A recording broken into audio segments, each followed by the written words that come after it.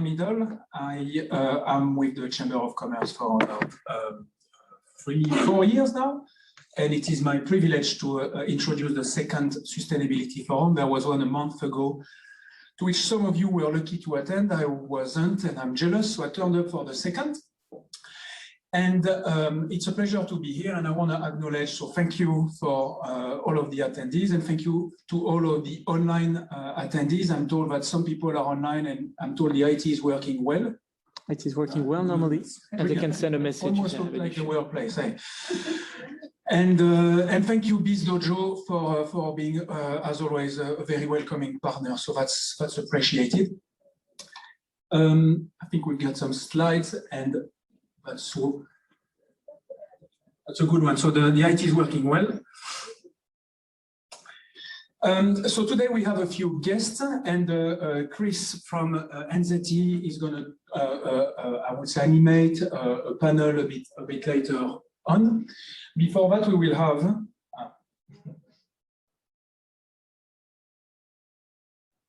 It's working well. Yeah, I'll try to do a few. Sorry about that, guys.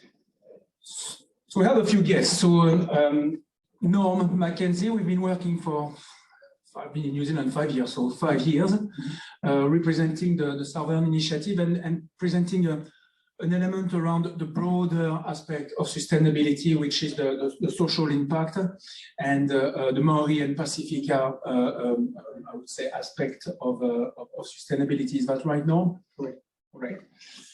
We've got Liz working from the Link Alliance on the City Rail Link project that some of you or most of you would have heard about.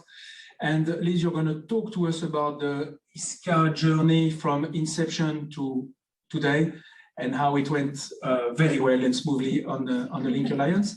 In about 5 minutes or less, yeah. Perfect. And Darek working for Auckland Transport and working in partnership with Transdev being one of our members. And you're going to talk about the sustainability, the carbon emission impact of transports in Auckland. And there's especially a pilot test around a hydrogen bus route, for which, Darek, we're looking forward to hearing a lot more about.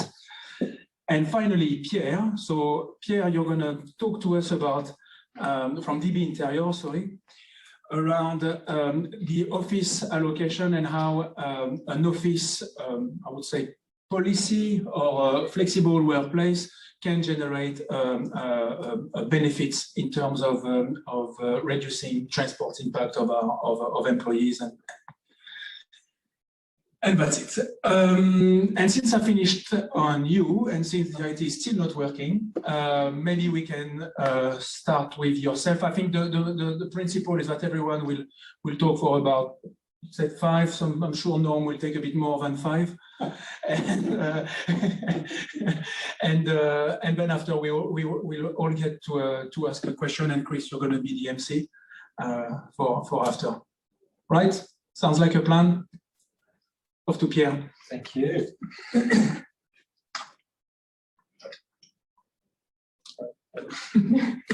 Fantastic. Well, actually, I don't need that. Good evening, everyone.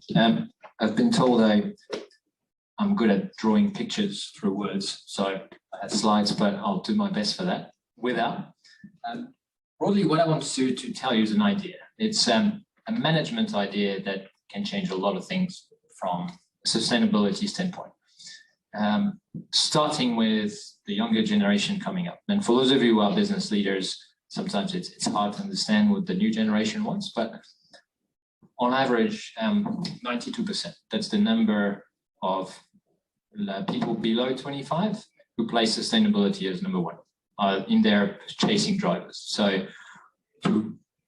just goes to show that it's really important to embed that in everything you do. Secondly is 75%. That's the percentage of people who stay much longer in a company that follows sustainable principles. So you all know about the cost of churn and retention of staff. That's definitely something to. The last thing is flexibility, and I'll highlight why it's important right after.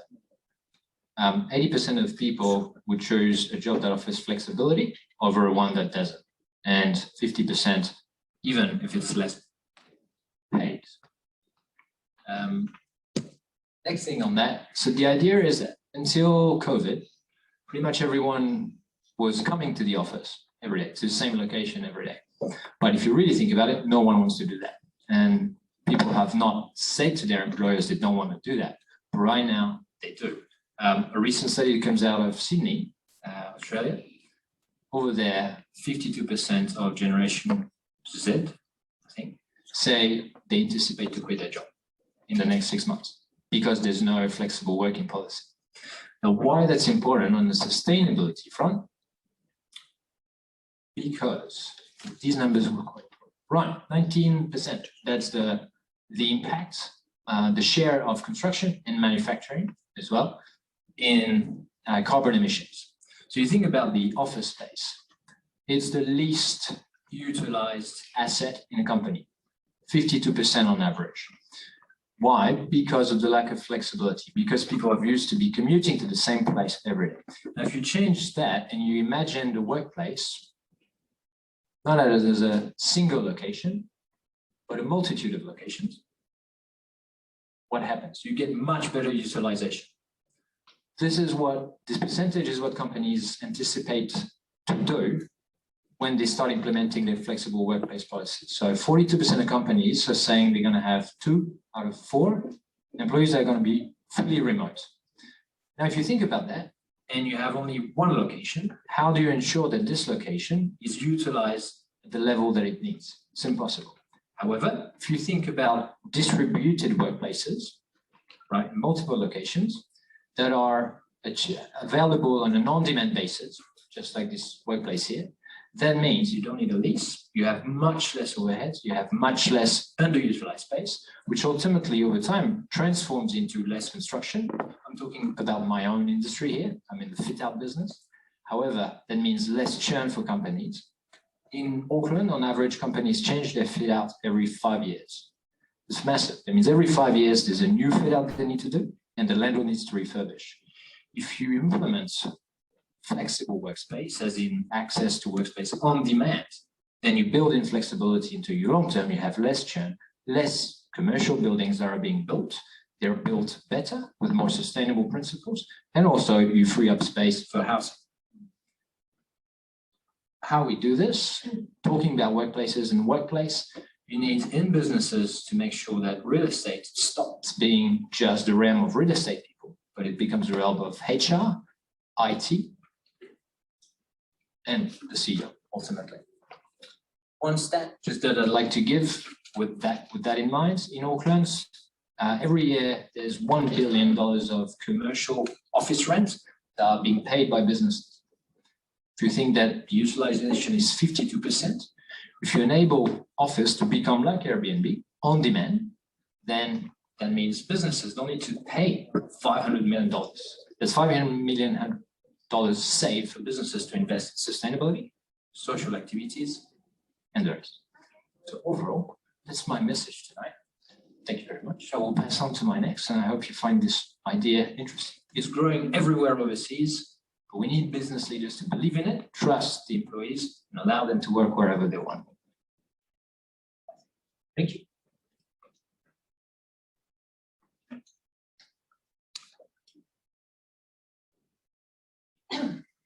Yeah, so it is me. I'm Darek Koper. I'm the Metro Decarbonization Manager at Auckland Transport, and this is a new role created by Auckland Transport to help achieve Auckland's climate change goals.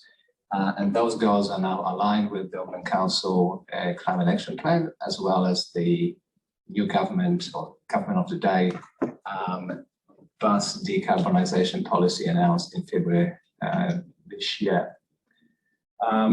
So today, I would firstly like to share with you we are on a roadmap to transition to zero-emission buses, and I know that the slide is quite busy, but our journey started in May 2018 when we launched the first 2 trial electric buses on the CityLink route to understand a little bit more about the operational requirements, how they operate here in New Zealand versus how they operate in more harsher climates in Europe, particularly where there is environmental conditions impact the performance of the batteries. We have identified a number of challenges, particularly in influencing our supply chain. In Auckland Transport, we operate about 59 million kilometers using 1,350 buses, but we're using this via fully outsourced business model. So we have 9 different private bus operators across 52 contracts. So we need to influence their change because contracts have been procured 2, 3, 4 years ago, and they have the private sector invested heavily into diesel technology. So we now need to try to influence them to change into something new, better, cleaner. So it's not a simple task. So we have set up what we call a low-emission bus working group that brings together the bus operators, the bus manufacturers, other players in the supply chain to see how we can make this transition possible together, how we can influence allocation of funding, but also how we can remove other barriers to early adoption. Since then, we have undertaken some trials. We have implemented 3 services on the Waiheke Island. We've got more than 50% of fleet is already fully electric. We have a fully electric sealing service that gone live just at the end of April. And we have a full brand new service on the airport link route between Manukau bus station and the airport, which is brand new, fully electric bus fleet. We also have a number of other projects or discussions with different bus operators to implement more services. But the key challenge for us is how we overcome the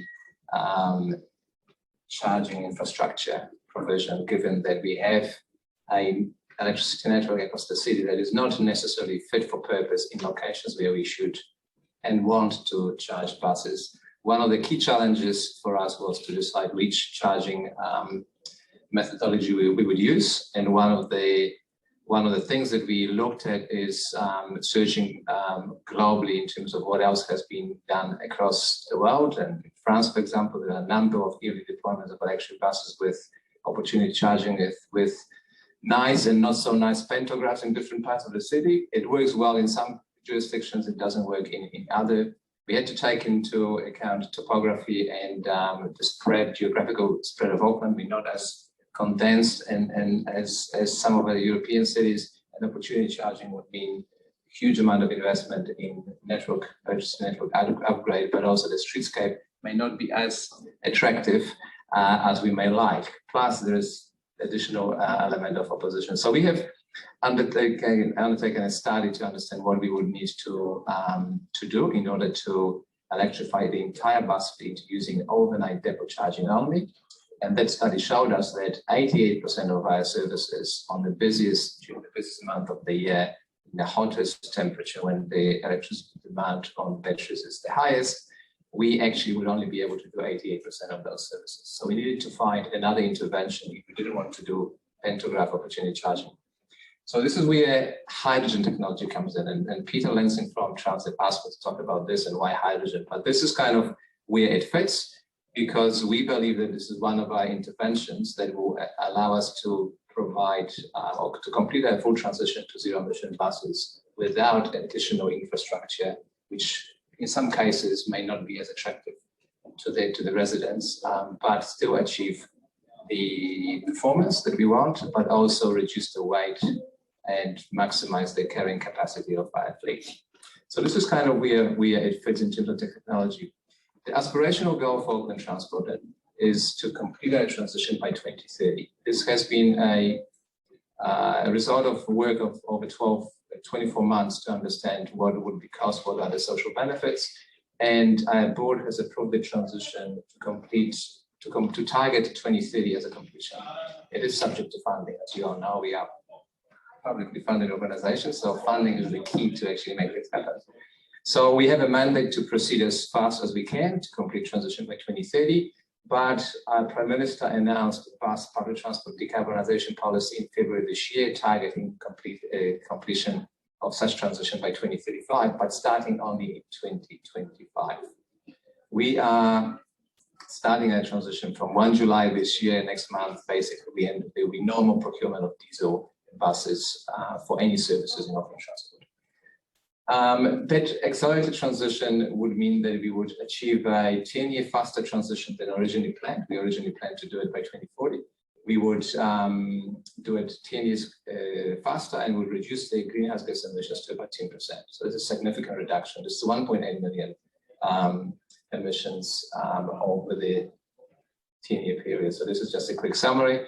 So by increasing the number of buses in the fleet by 2030, the reduction in greenhouse gas emission profile is quite significant. And this is the key element because they are of our sort of ambition, because this is not only the CO2 emissions that we're talking about, which is good for climate and the climate, but there are also co-benefits of improving the equality.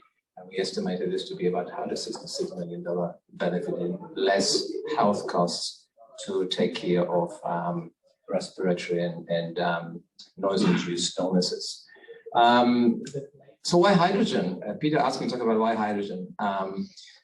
When a couple of opportunities came up when the government announced, or Ministry of Business, Innovation and Employment announced that green hydrogen future for New Zealand, or the paper called the Vision for Hydrogen in New Zealand, to consult with the public. We saw this as an opportunity to really try to be at the forefront of this technological change and really lead the development in green hydrogen production. Because this policy and this strategy is one of 8 to promote growth in innovation, sustainability and jobs, but also to encourage investment in innovation. And this would, one of the key outputs from this strategy would be using hydrogen in the mobility, but also provide opportunity for New Zealand to become an exporter of energy, of fuel, such as hydrogen. At the moment, we're very reliant on fossil fuel importation from overseas. Over time, from 2030 onwards, we could become exporter of such fuel to other countries. There's also already trial production of hydrogen in near Taupo with a Japanese corporation called Kobayashi. And you will hear soon, hopefully, when the Olympics go ahead, that this will be what we call it the Hydrogen Olympics, because the organizers in Japan, they're using only hydrogen buses and vehicles to transport athletes around the venue. So it will be quite exciting, I think, showcase of the potential the hydrogen has. And just to finish off, I wanted to share with you what we are doing with in partnership with Transdev, who is our contracted service provider and partner in testing hydrogen bus, which was built locally by Global Bus Ventures in Christchurch. This is the first bus in Australia and New Zealand that has been built and is actually running on the road. Lots of people were talking about it in this part of the world, but this is the first one that actually is already on the road, and those who live in Auckland, you have a chance to trial it on the road setting. So I think the video where we also partner with Ports of Auckland to provide hydrogen will probably tell you the story better than I can. Well, it's a fantastic launch today, the very first hydrogen-powered bus in New Zealand. And this is a bus where literally you can put your nose under the tailpipe and the only thing that comes out of it is water. No pollution, no emissions. We need this sort of change to make sure that we can effectively combat climate change at sea level rising. This is a great step towards that as we trial a new form of energy in New Zealand.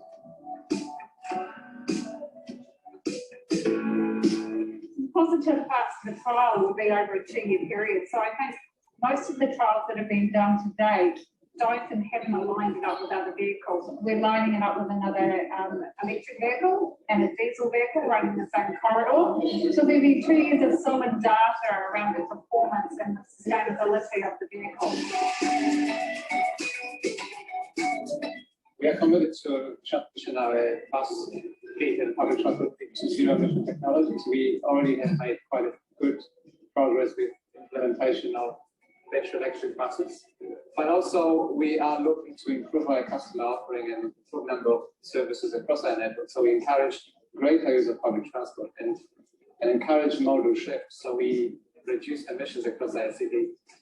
If we want to address climate change, then we need everybody in Tamaki Makaurau to do their part. And these are very visible, symbolic ways and means to show that we are. And then it kind of entitles us to start having more dialogue with the people of Auckland about climate change, about getting on board with public transport, about getting on board with walking and cycling, and making sure that the challenges we have, the future for our mokuina, for our tamariki, is as bright as it can be.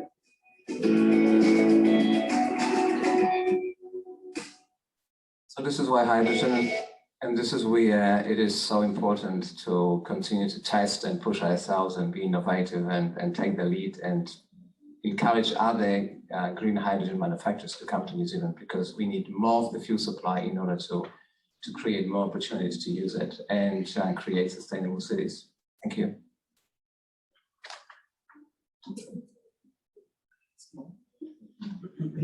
Yes.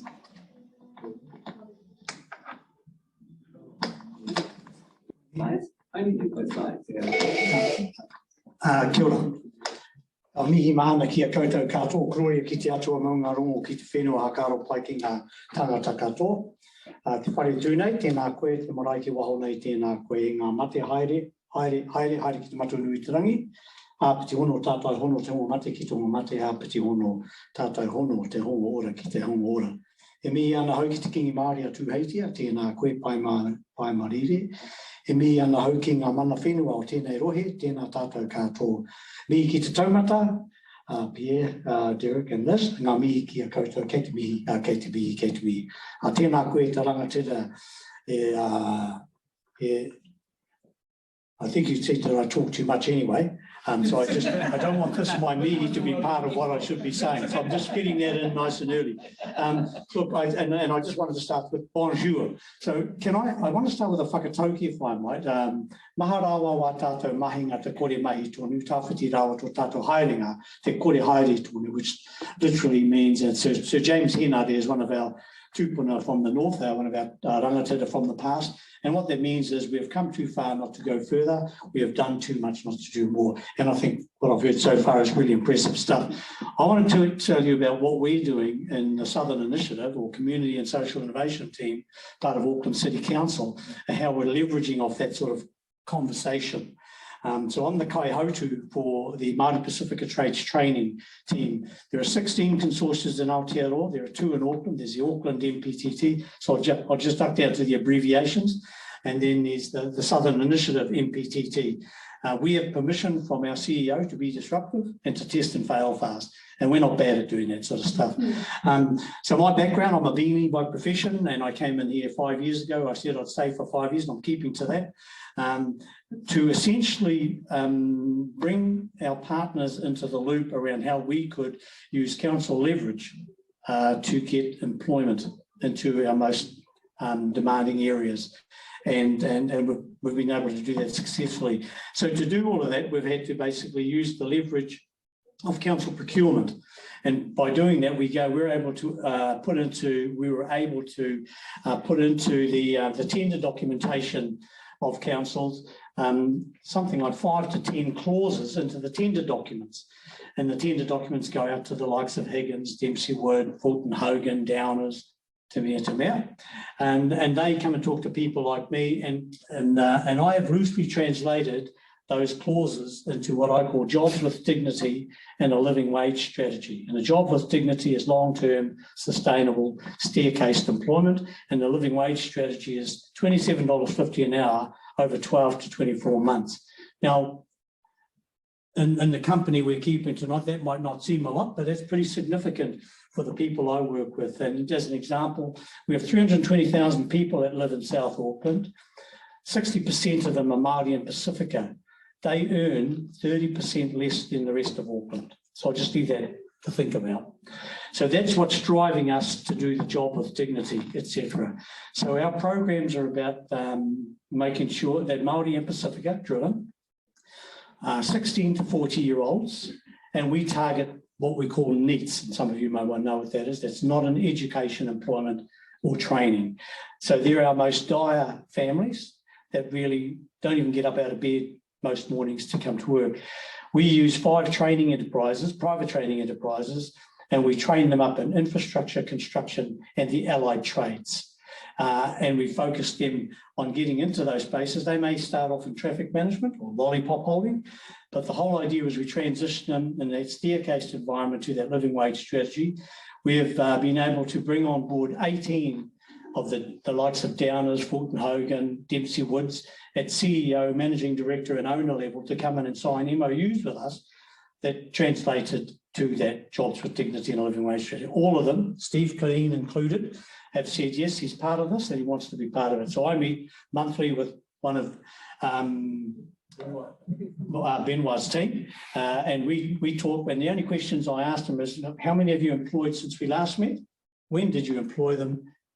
How much did they start on and what are they earning now? That sort of gives me some idea of whether or not we're participating in that whole conversation. We use private training enterprises because they're much more fleet of foot. Our counterparts around the country all use TEOs like MIT, Auckland University of Technology, Wellington Polytech, etc. We use the private education system because they're a lot more fleet of foot. So an employer can come to me and say, look, we want a program that does this, this, and this. We can go to the PTE and we can say that's what they're asked for. They'll go away, they'll design the program. We'll go back to the employer. Is that what you're after? They say yes. We'll take it to the Tertiary Education Commission and they will fund it, fees free to our students. So all of what we do and deliver is all about making sure that we get those whānau out of bed into jobs and attached to the labour market. One of my board members said to me that if I want to make a difference to the people that we're trying to work with, she was from the Ministry of Women's, and she gave me some research that basically said that if you want our wahine tour from behind the wire to attach to the labour market, you've got to stay with them for 13 months. So that became our basic program. So we engage a company called Social Labour Supply.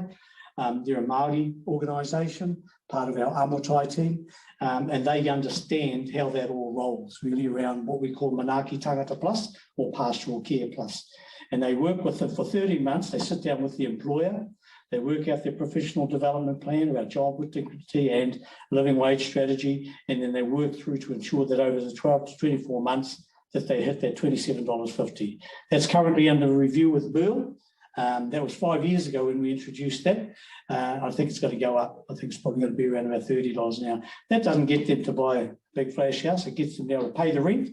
The kids don't miss out on school trips. They get a holiday once a year, not to Rarotonga, but to some camping ground close by. And that makes a huge difference. It'll get families from living 3 families in a house to 1 family in a house and be able to pay the rent. So we work with the alcohol and other drug courts. I don't even know if you know them. There are 2 courts in Auckland, one in Central City, one in West Auckland.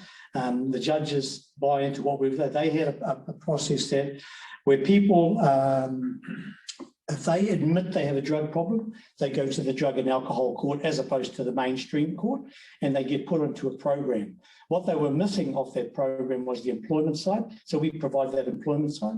We met with the 17 youth court judges some time ago, from Kaitaia right down to Hamilton, and we told them what we were doing as an organisation, and particularly around the Māori Pacifica Trades training. So they're now looking at how they can create, as a judge, when you're out there handing out sentences and so forth, they're going to use our process as our diversion plan to get our whānau. We don't want them going into jail. Most of them end up in there because if you listen to different people, like from the Howard League, Mike, who's the past president of the Labour Party, he tells us that 80% of people that end up incarcerated, they typically start off with a driving offence. And normally it's because it's a driver, they don't have a driver's license and they drive a vehicle, they have an accident and they continue to do it. And then they end up, the judge just gets annoyed and says, put them away for a while, they go to jail, they get picked up by the gangs, and not before long they become pretty serious criminals in their own right. So we work with all of those people to make all of that happen. We work with our rangatai to make sure that's all part of that. Even with CRL, with the people who had conversations with us 2-3 years ago now. And since then, we've done all of that sort of stuff, injecting them into that space. We set up an organisation called Amotai, which essentially is made up of Māori and Pacifica businesses. So I don't have to go and talk to these businesses about jobs with dignity and a living wage strategy, because 80% of their whānau are Māori and or Pacifica. We have a target of 30% of our students need to be wahine, so we need to change the dynamic of what a trade person looks like. Quite frankly, they're the best because they turn up on time, they understand health and safety, and those two facets alone are really getting them a place in that particular marketplace. So we've worked with people in Downers, for example, to get those people into that space. So we have Amotrai that does it, 200 businesses in Auckland are Māori and Pacifica, and that organisation has now been funded right throughout the country. So they're now getting relationship managers in all our main cities so that they can have the conversation that I'm having with you tonight. And what I'm saying is that the sustainability aspect of that comes out of these types of conversations so that we make sure that, I don't know if you know this, these little stats that keep popping in, that 13% of all births in Aotearoa are in South Auckland. Also, guess what? We need to fix South Auckland so that Auckland's fixed, because if Auckland's pakarui, the whole country's a bit messed up, in our opinion. But that's all based on research. Everything we do is based on research to make sure we get into the right channel and making sure we're getting people into employment. We know there's something like 50,000 jobs that are going in South Auckland alone over the next 5 to 10 years, and we need to be able to train our people up in that space to do that. So we're not just talking about, we don't want to be training people up today for jobs that are today. We want to be training them up for jobs for tomorrow. So all this sort of stuff we're talking about today is really important to that group of people because that's the employment of the future. I report to a board. Tania Powhare is our chair. She's probably, in my view, Liz might disagree, the preeminent person in social procurement.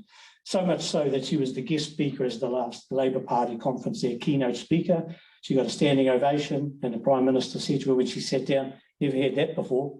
And so that's the sort of people that are driving this. Our deputy chair is Jenny Solomon, ex-CEO of Solomon Group. Dame Naida Glavish is Ngāti Whātua iwi chair. She sits on our board. Lily Petty-Reedy from the Ministry of Women's. Cheryl Mikaida from Corrections. Dave Connell represents employers in our space.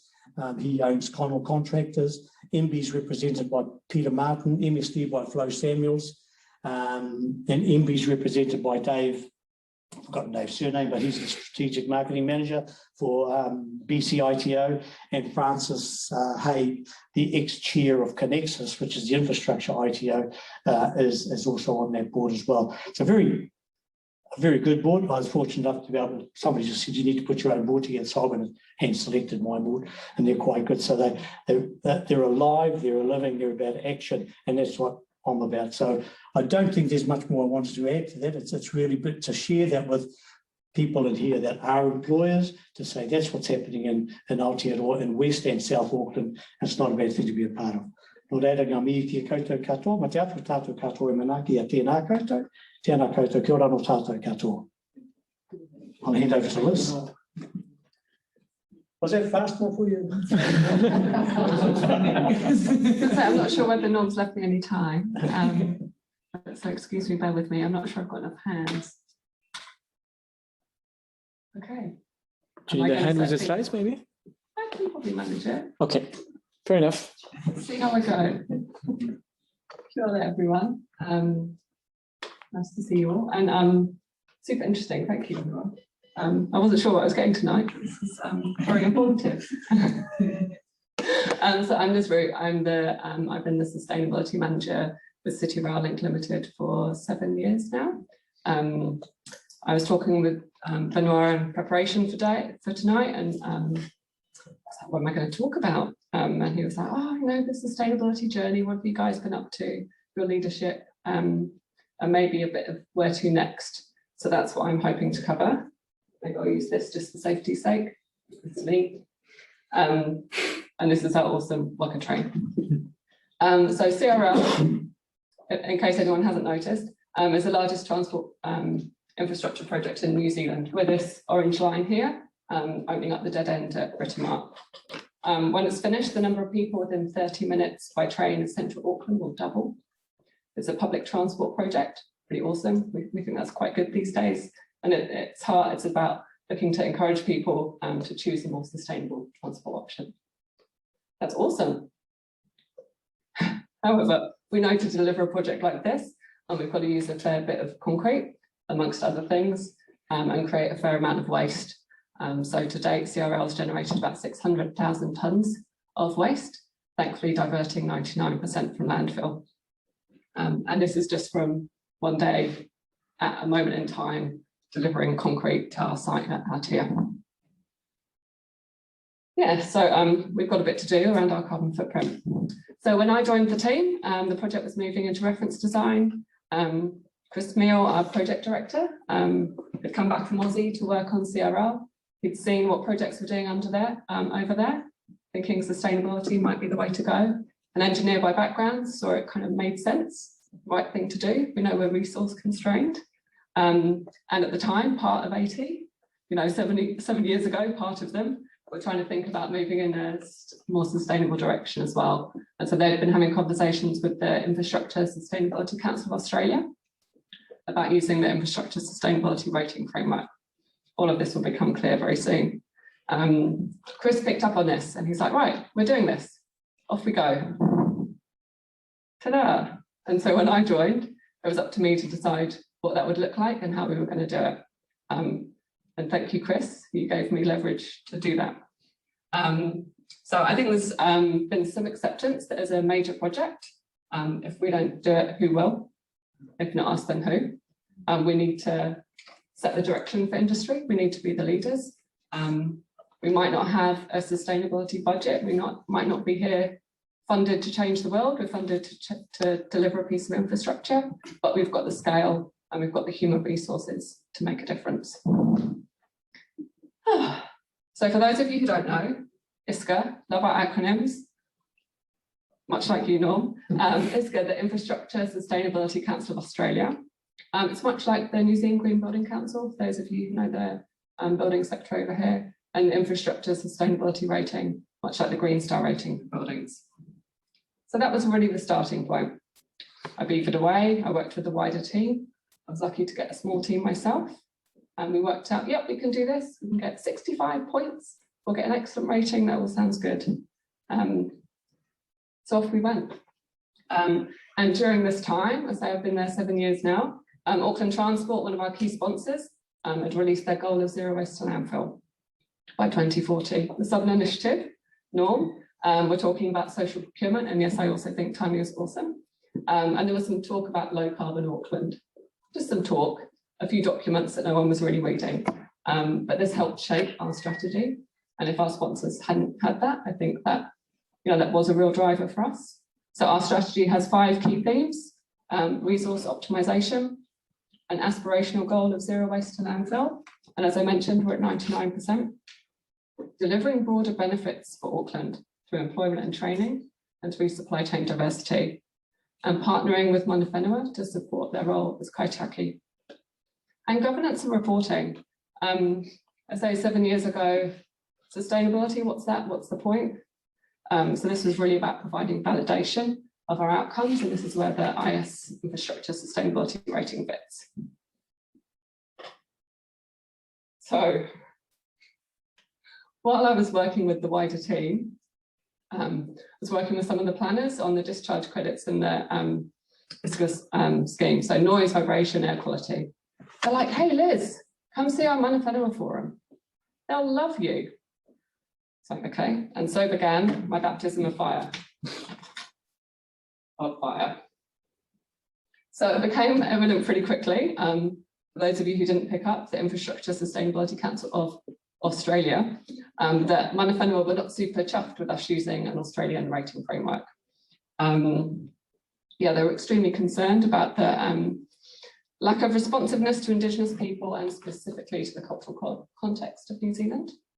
So we started the conversation about how we could make the IS framework more applicable to the cultural context of Tamaki Makaurau. The forum chose a collection of credits, getting into the technical detail, just some areas that they wanted to focus on that were important to them. We then focused on adapting or enhancing them, and we set up a subgroup of our Mana Whenua Forum to achieve this. I'm not quite sure why this has gone orange, excuse me. But as the conversations evolved, we were talking kind of the same language, but with some different language. It became really clear and apparent that we needed something to set the scene for our discussions. And what you see on the screen here is a context statement that was developed. I think it was noted by our forum. There's a definition in the RMA of kaitiakitanga. It's not necessarily a definition that's accepted by all iwi. All 8 iwi around the table with us worked collaboratively to accept this statement. And this is the context statement that we share with our supply chain so they understand what it means. So we work together to identify opportunities to respond to New Zealand's cultural context within the IS framework, ensuring the sustainability criteria were compatible with Te Ao Māori. And we got this, our own ISCA technical manual specific to CRL, Mahi Raora Aratohu, guideline for working on the health of all of it. I translate roughly. This work with Mana Whenua integrating cultural values into an industry recognised sustainability framework was recognised as world first in our verifications for contracts 1 and 2, which we received a leading design rating for both. So where are we now? We're a project that reports on our impacts and is undertaking best endeavours to optimise our footprint. We're also a project that talked to our Mana Whenua forum about things like risk, trying to capture and manage cultural risks and opportunities. And that's something driven out of the IS rating and our collaboration on that. We can show that for contract 2, one of our contracts that's reached practical completion, an 11% reduction in materials consumption reduced our footprint by 37%, being smarter about the materials we use. And we've got similar data, I won't go into the detail, for our energy-related greenhouse gas emissions and our water use, and this is for both construction and operations. And we have similar data again for our waste across all of our contracts. And so this is what we can do at our scale. We can collect this data. I was talking with one of our contractors who's got a spreadsheet with 45,000 data entry points. So it's not for the faint-hearted. Where to next? She says, I think what we have in CRL is a project that is in line with central government expectations right now. 7 years ago, we were ahead of our time. I think today we're just on time. Yeah, so remembering this was a project that first went to market in 2014. We're delivering now on what they're planning for. I'm incredibly proud of what our design and construction teams are doing. Our social outcomes team, working to bring rangatahi into the infrastructure sector, working to bring Māori and Pacifica businesses into our supply chain. And we definitely see opportunities for others to learn from what we're doing. But I'd have to say, if we started again today, we'd have to raise the bar. And I think this is a challenge for all of us. I think we've got a lot to do to build capability in our sector. Yeah, we just need to make it a way of working. Cool. That was me. Thank you.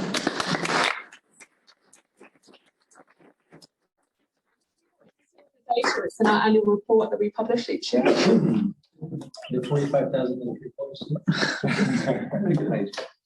Thank you. Can everybody hear me if I just speak like this? I feel like it'd be easier if I hand over the mic and let them pass it between each other, and I just, otherwise I'm constantly back and forth. Would that be all right? Yep. So I'm Chris. I'm the Sustainability Advisor at New Zealand Trade and Enterprise, and I have a bunch of questions for the panel, but I'm sure you have your own, and they'll come up throughout the course of the presentation. So in between all of my questions, if you want to throw in one of your own, do it. If you don't have any, I've got enough to get us through potentially hours. So do just throw them in, because if you don't, I'll just go on to the next one of mine. But we would love yours. Please, if you want to start with one. Yeah, I've got 2 questions. First, could you put the panel's names up? Can we get that slide going again so we can know who everyone's Oh, yes, away with me. And my question is for, I think it's Darek, is it? Yes. So you talked a lot about electric vehicles and ones that are drawing a lot of power. Conversations I've heard around the electric grid in New Zealand is that it wouldn't be able to support the whole country if we all got our own electric vehicles. So what's the draw of the electric buses on the grid? And are there any improvements to the electrical grid forecasted to make sure that we have enough supply for electric vehicles like buses and everything else? Great question. Yes, we've asked ourselves the question about 2 years ago. we've undertaken a study together with Vector, our main electricity company here in Auckland. They cover 95% of our network, and we also engage with Counties Power that deal with Pukekohe kind of area. We have engaged overseas Canadian company that has this tool that can simulate the power demand by bus network, where every single vehicle is running at the maximum demand with the air conditioning on, which is the biggest draw. The biggest, we've taken a day, one Wednesday of March 2019, that had the record patronage across bus services. So we wanted to stress test in terms of what the demand would be. And demand is measured in terms of how much power is required to charge overnight. Now, the Vector network has a different peak demand to what our bus services or public transport services have. So their peak demand is typically in the morning, and then a little bit more during the day, and then peaks again in the evening. So we have designed a system where we would, this is why I mentioned earlier, our preferred charging system is overnight, because this is where peak load demand on Auckland network is much, much lower. Not only that, most of the time the Hanley power station gets turned off. It's only used to supplement the peak demand during the peak. So we actually, overnight, by using that electricity, we would draw only about, or almost have 100% renewable energy going into the public transport batteries. Now, taking this into account, we would draw 60 megawatts of power overnight to charge those batteries after busiest night of the year. And that is only about 3% of all of Auckland peak load demand. So it's from buses, it's not much of a problem. There are also, there's currently a bit of a challenge because due to government policy, the offshore drilling for gas, natural gas has been stopped. Therefore, the gas production or energy generation is no longer in the grid. So we are experiencing short-term increase in electricity prices. In the retail sector, as a home user, we may not see it because most of us have some kind of a plans, but the spot price market is actually much higher for electricity consumption. That is expected to go down as there are a number of renewable energy projects and wind farm, particularly around the country, that are going to come on stream in about 2 years' time. So based on that forecast in terms of production, there is a view that there should be enough electricity if all of public transport is electric, and hopefully, because I don't know the answer to your question, what will happen if all of us will switch to electric vehicles. But there are a number of syndicates now offered. We had, for example, Auckland Transport, together with our council family companies, we could create a syndicate to build our own farm somewhere to create energy for our own consumption. So hopefully that answers partly your question. Thank you. I've got one for you, Pierre. How has this COVID pandemic changed the way that you see reflected in the clients that you work with on this working from home, less office space, and what do you realistically think the Auckland situation will be like in 5 years? Yep. What's happened first is that people have realized that they can work from home. A lot of people knew it, but now they didn't have a choice. So especially leaders, who a lot of leaders relied on line of sight to manage, and a lot of companies relied on that because they didn't have the systems in place to measure by outcome or output. So the only way to think, are my people working, is by seeing them. And they've seen then through COVID, productivity peaks. Not necessarily because you're more productive working from home, but also because people felt like, geez, I have to show that I'm working. But what's happened is now people realize they can work from home. So from an employee's perspective, they want it. They want not necessarily, I want to work from home, they want the empowerment to be free to choose when you want, to work when you want, provided it aligns with what the company requires. And that's why, like this survey in Australia, 50% of the young generation, they've indicated, I want to change jobs in the next 6 months because my company is not giving me a flexible working policy. Funny enough, there's only 30% of companies globally that have communicated a flexible working policy. So when you don't do that, the employees are thinking, I want it, my company is not doing anything about it, I'll go to my competitors. On the real estate front, a year ago, most real estate agents thought they didn't have a job anymore. That's really stopped. The amount of sublease space has grown to well, basically 2 times the yearly absorption. So that's companies wanting to sublease. What's going to happen in the next 5 years, I would say, is that footprints per companies will drop by 30%. The adoption of what we call flexible workspace, which is workplace on demand. You don't take a lease, you don't invest in your fit out, you buy it as an on demand. That's going to represent probably about 30% of the total stock, up from 1% today. And that's going to have a massive impact on the amount of buildings that are being built, and more so the quality of building, because we need less space. It's not about bums and seats anymore. It's about the real function of the office. And if we need less space, we need to build less, which I think is a great thing, because we need to build better, more sustainably. This makes me curious. How do you think this will affect how people get around Auckland? If we're not having to all go from the outer suburbs into the central city all the time, if that becomes not the primary daily commute, but people work where they live, or they go to these satellite cities like Westgate, or they stay on the North Shore, they stay out west, how do you think that will affect public transport? I think I'm very good at delivering a project sustainably. I think that's a complex thing for our transport planners to think about. I think it is interesting because part of the business case is around, for City Rail Link, is around agglomeration, is around a CBD and people coming together to have higher wages, to have the knowledge sector. I think it would be interesting what that looks like in the future for business cases, and whether that's such a critical thing. I was going to say, I don't know whether you have any comments from an Auckland transport perspective. Yeah. So look, this is the question we keep asking ourselves, because we measure our current patronage across all modes against pre-COVID, right? So it's almost weekly discussions in terms of, is this a new normal? And if so, how we actually provide travel choices for those that still want to travel, whether it would be for social events, because to your point, people may enjoy the flexibility of working from home, but I think as human beings, we still want to meet and gather, and so the demand for travel may actually change the travel time. So Peter, good to see you here. I thought you just dropped me in here without coming so.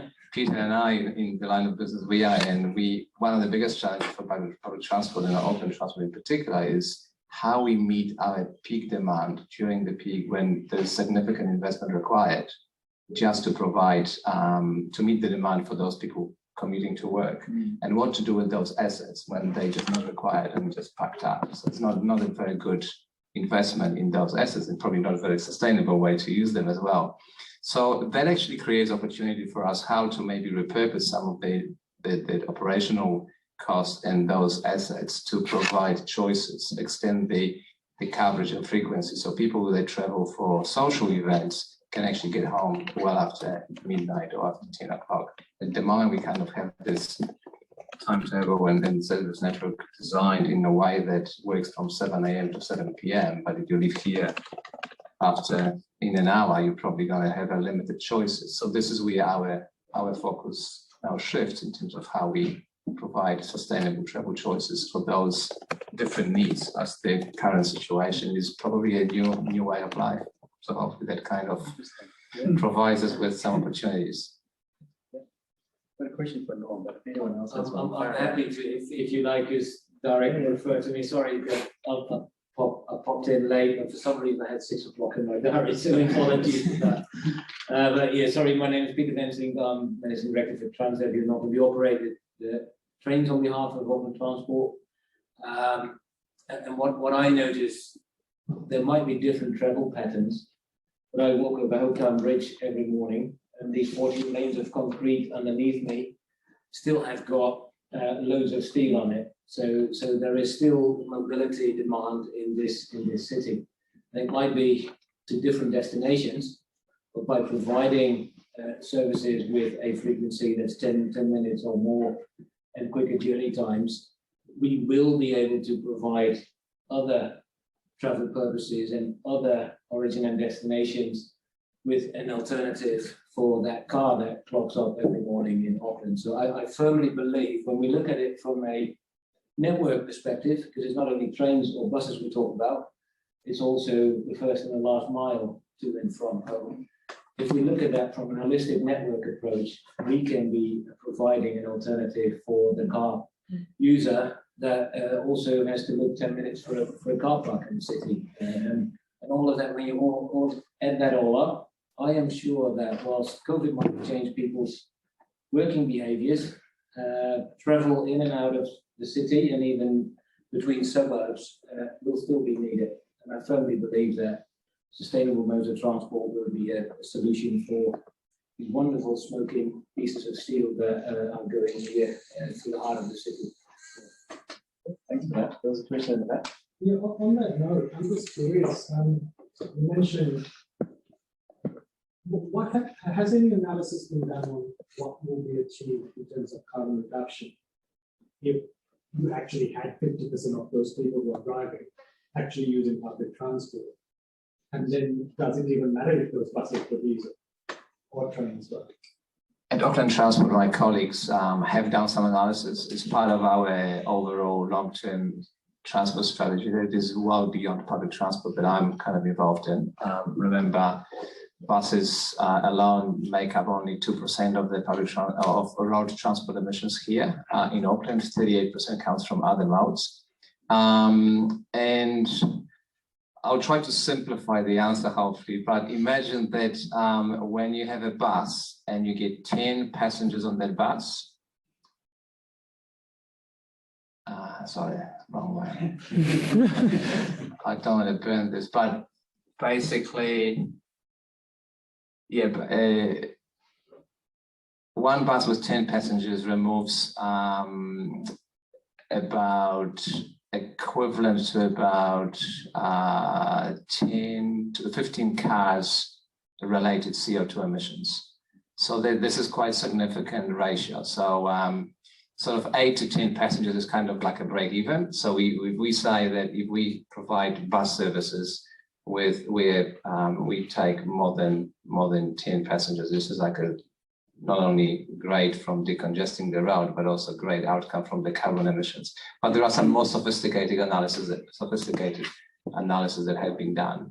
I shared earlier today that just from transition to zero-emission buses at tailpipe, we reduced the CO2 emissions by $1.8 million if we do it over 10 years. So this is significant reduction.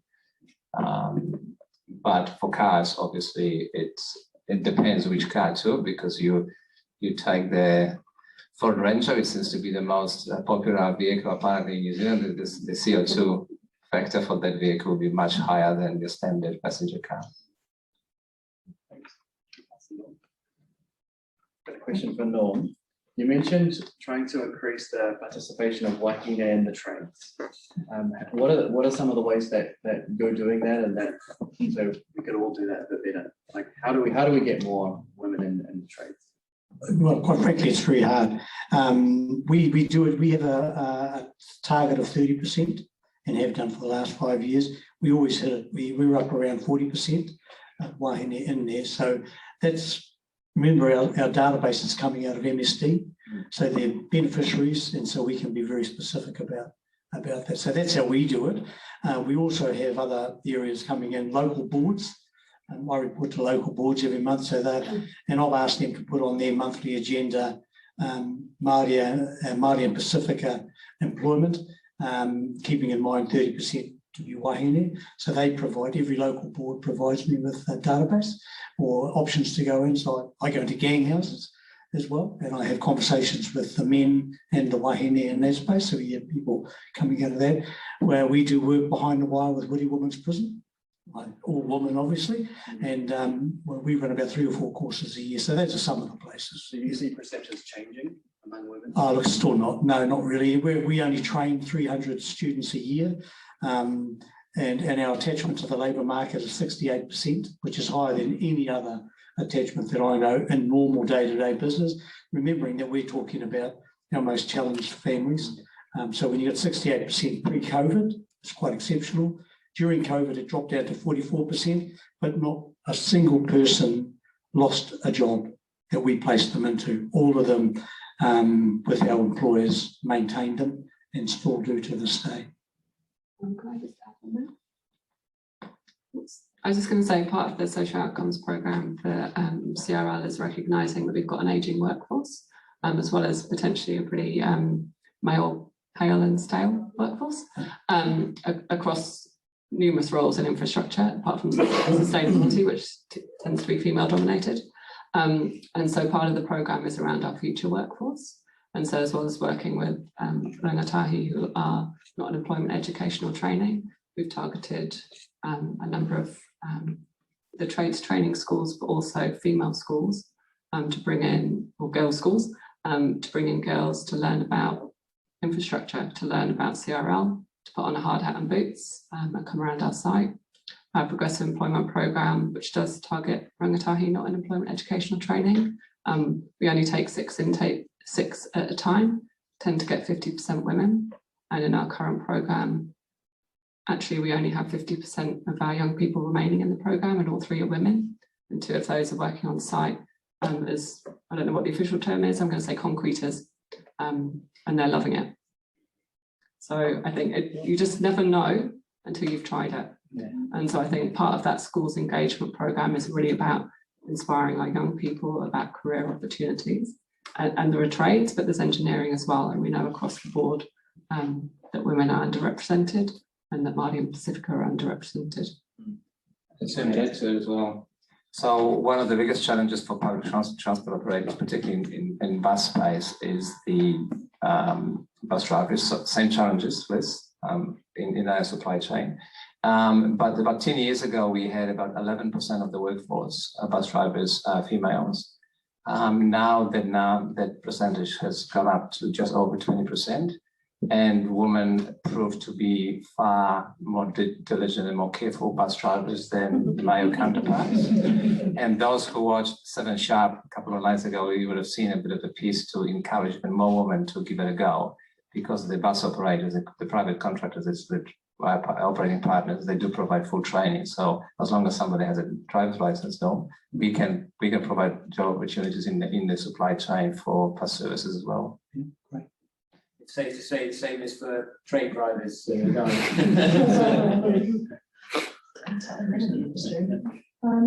Just one question for the panel or for anybody really, like one of the things that we need to resolve, we all need to resolve about Wainitoa is visibility as role models. Is there really a problem with that over the whole issue of public transport? Because culturally, traditionally New Zealand just hasn't been a public transport culture. And, I came here 25 years ago, I didn't drive. I grew up in cities in Scotland and I just bus and whatever. So of course I had to learn to drive, but people would look at me as if there was something wrong with me. And I think I was actually dealing with a generation of people who've never been on a bus unless it was a school bus. And people who drive badly with cyclists have probably never been on a bike.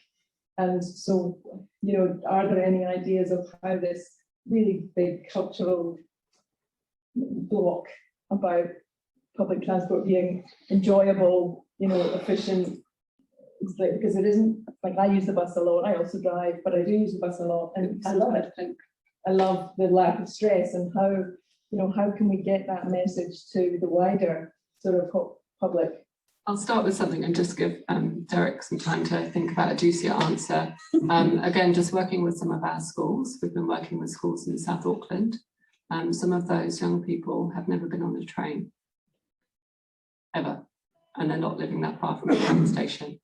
And so actually, I think Pukekohe High came and visited the Link Alliance, and they changed train. They caught the train all the way from Puke to Papakura, changed the train, came into the city as a learning experience with their teacher to visit the City Rail Link.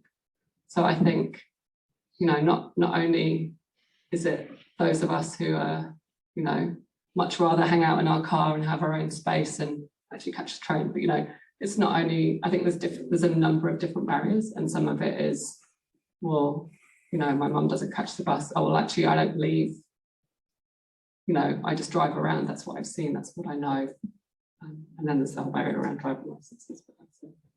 Yes, look, very good question. So I'm I haven't been born or raised here in New Zealand, so I came in here with a slightly different experience, probably similar to yours.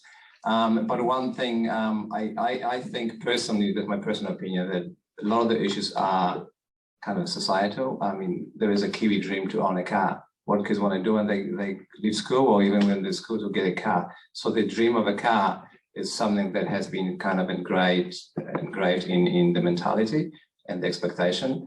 And if you couldn't get a car, this is something that my pet hate when people refer to buses as loser cruiser. Who has heard that? Right. So this is particularly in South Auckland, Norm, actually, it's a very common term. But this is something because if you couldn't get a car or didn't have a cool friends to hang around in a car, you were stuck with a bus. But what that means that we actually have to do a lot more, and this is my earlier point in terms of providing transport, not just to commute to and from work and to and from school, but actually provide those travel choices. So when kids young can go and see friends, they can actually use public transport. One of the opportunities and excitement I get from transition to zero-emission buses because this is our unique opportunity to change the perception of public transport. Tell the story as much as possible to make it sexy, make it cleaner, make it something that is cool, not just another bus. So I challenge a lot of my colleagues in Auckland Transport how we can tell the story a lot better, how we can make it sexy, how we can make it attractive, how we can make it something that people will want to go on it. But advertising new buses just because they actually want to do it by itself, we need to change the network design, we need to have the options, we need to do lots of other stuff. So that will take a bit of time, but I think we've got the unique opportunity to change the perceptions. And Auckland is becoming more dense, and I think the density will help us to provide those travel choices. We don't have the same density you may have experienced in Glasgow, or I have experienced in Warsaw, or somewhere in Holland, but we will get there to a point where you don't have large empty spaces between suburbs, and it will be a city where there will be a percentage of population that would want to have or use public transport. So hopefully we will get there, and I think we're on the right way, but we have a unique opportunity over the next 10 years to make it really, really sustainable with the technological change. I think maybe just one point to touch on here, for people who don't know the history of Auckland, we actually used to have a really good public transport network with a lot of trams. So it's kind of forgotten a lot and probably could be spoken about a little bit more. It's also really surprising with, the younger people I see coming through, say work, who join, now who don't have driver's licenses. It's quite common now. So that perception of, you need a car feels like it's a bit of a generational change. Also, people coming through now, they don't even have a driver's license. And I'll say, oh, okay, that's a bit different, but it's really great to see.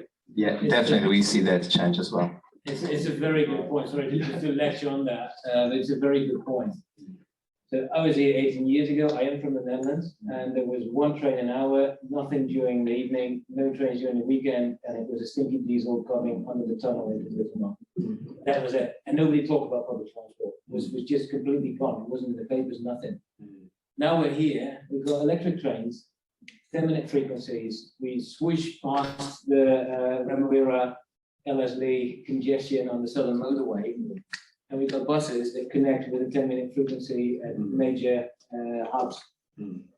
When Auckland Transport did a free travel Sunday to celebrate 100 million public transport trips here in Auckland in 2019, I stood at Rittenmark, and I had thousands of people and families, a lot of families coming towards me, wanted to have a chat. And they said, sir, I didn't know there were electric trains. I didn't know they were running 10 minutes. A lot of people have still got that view of 18, 20 years ago, that one train an hour.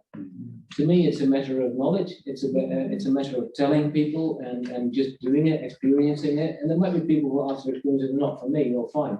But there will be a lot of people who experience it for the first time and think, well, actually, might be a good alternative. I can read my paper, I can do some work, can sleep if I want. It might be 10 minutes longer than by car, but it's valuable time.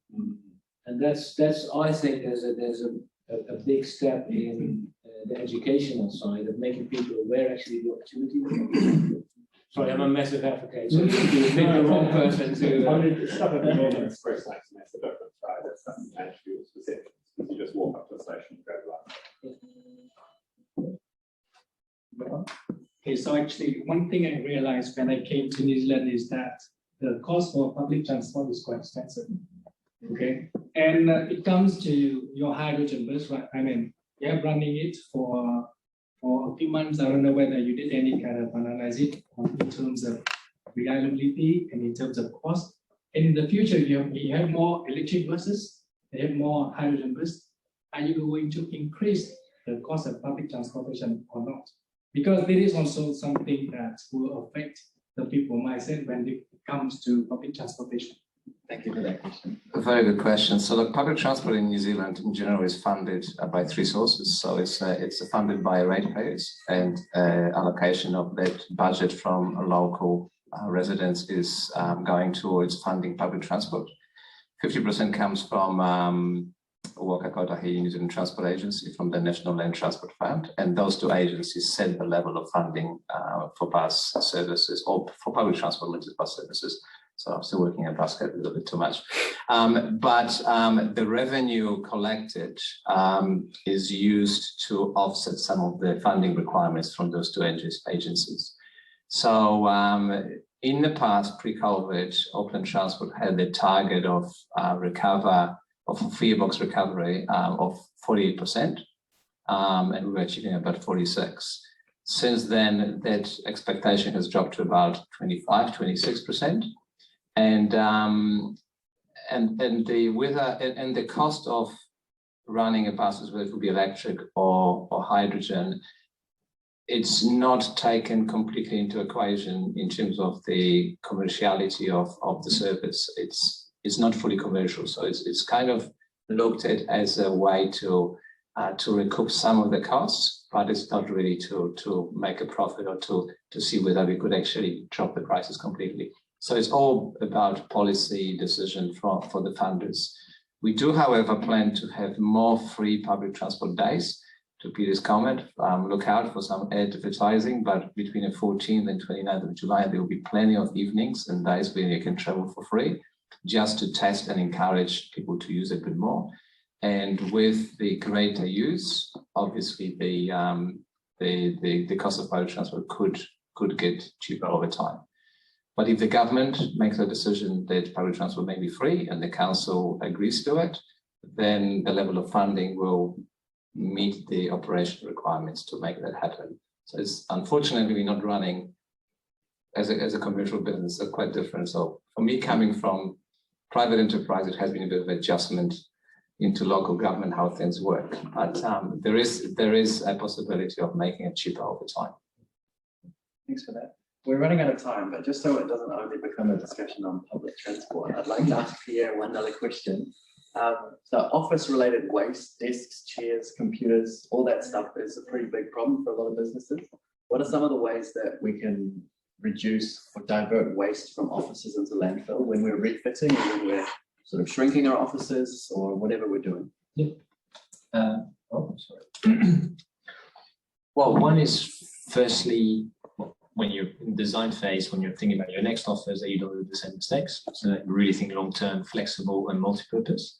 With regards to what's existing now, there are a lot of association, organized non-profit education providers who need this furniture. So I'd say first thing, try to give them for free and they'll come and pick them up. Otherwise, there's not really a framework at the moment in our side of the market, of the industry, to address that. But I was actually talking earlier, that's something we're embarking on, which I'll look into. At the moment, there's not much in New Zealand for that specific sector. Sorry, on that one, I couldn't provide much more. And one last one for Norm. You can pass the mic down. If we cast our minds 50 years into the future, what kind of a future do you want to see for the community that you work with? Look, I think it's about being a green eco society, and technologically advanced. And I think that's where I see, well, certainly I don't see it personally, but what I'm told is that's where the future is. It's around technology. It's around that eco-friendly environments. It's how going back to the waste and all that sort of thing, to become an environmentally friendly environment, and where we're focused on South and West Auckland, training up our students so that they get to be ahead of the game and they become the future employees. That answered the question. And that concludes the Q&A. I'm sure we have now drinks and others around the corner, but first we'll probably have to. Yeah, I guess. Just wanted to thank you, Chris, for running the panel. Very appreciated. Wanted to thank you, panelists, Norm, Liz, Darek, and Pierre. It's really appreciated.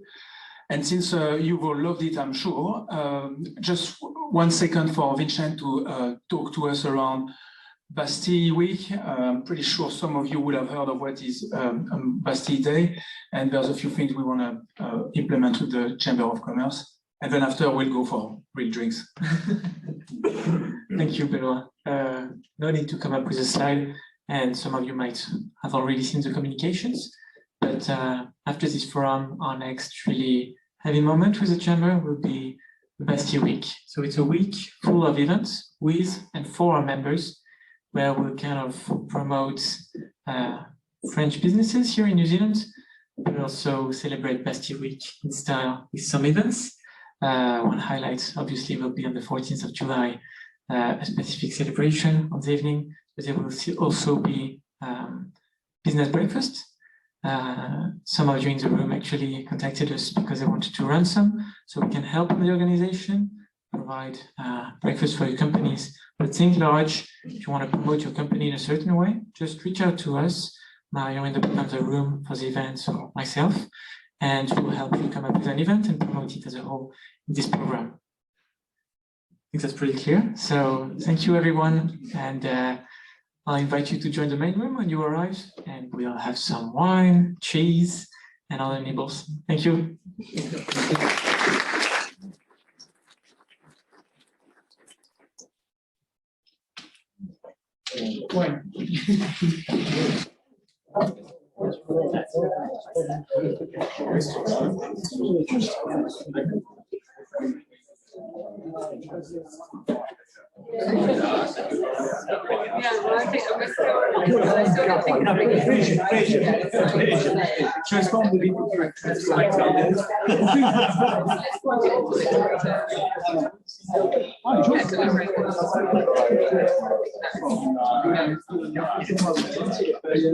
I got some. That